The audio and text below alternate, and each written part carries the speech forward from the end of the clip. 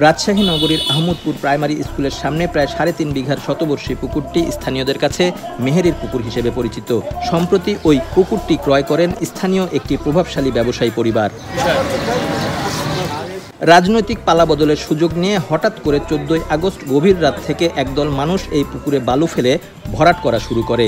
স্থানীয়রা বাধা দিতে এলে সন্ত্রাসীদের দিয়ে বোমা ফাটিয়ে এলাকাবাসীর মাঝে ভীতি সৃষ্টি করা হয়। সোমবার বেলা ১১টায় ওই পুকুরের সামনে একটি সামাজিক সংগঠনকে সাথে নিয়ে এলাকাবাসী মানববন্ধন করে। সেখানে তারা রাজশাহীর সকল জলাধারগুলো ভরাট সহ শ্রেণী পরিবর্তনের প্রতিবাদ জানায়। একই সাথে তারা এসব জলাধার পুনরুদ্ধারের দাবি জানান। নিজেই ৬০ বছর ধরে দেখছি এখানে গোসল করেছি, আমের গোসল করি এবং পাশেই আমার বাড়ি। এই পুকুরের পানিতেই আমি বেড়ে উঠেছি, নম্বর 1। এরপরে মূলত ২ বছর আগে একবার বালিটালি ফেলে ভরাটের চেষ্টা করা হয়, সে সময় আমি প্রোটেস্ট করি। এটা হাইকোর্টের নির্দেশনা আছে যে শহরে কোনো পুকুর ভরাট করা যাবে না।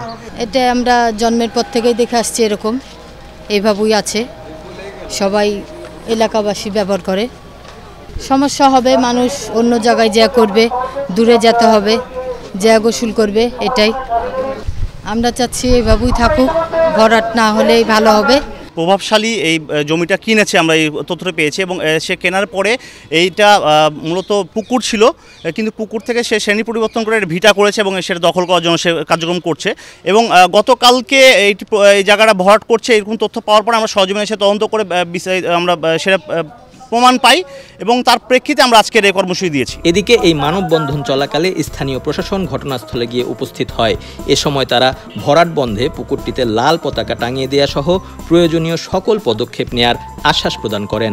অফিস থেকে গতকালকেও লোক এসেছিল, তো আমরা কাগজপত্রগুলো দেখব, এখন দেখে বিধি মোতাবেক যে ব্যবস্থা আমরা সেটাই গ্রহণ করব, যাতে পুকুরগুলোকে রক্ষা করা যায়। আমরা সে বিষয়ে উদ্যোগ নেব। আসলে এটা কাগজপত্র দেখতে হবে, রেকর্ডীয় শ্রেণীগুলো দেখতে হবে।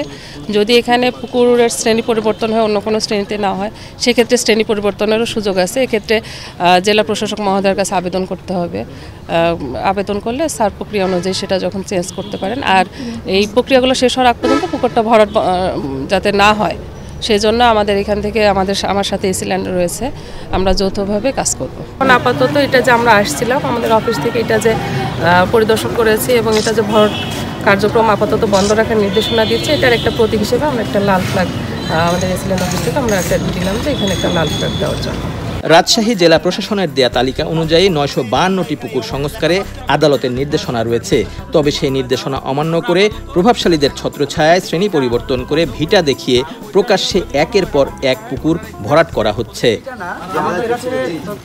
রাজু আহমেদ, প্রতিদিনের বাংলাদেশ, রাজশাহী।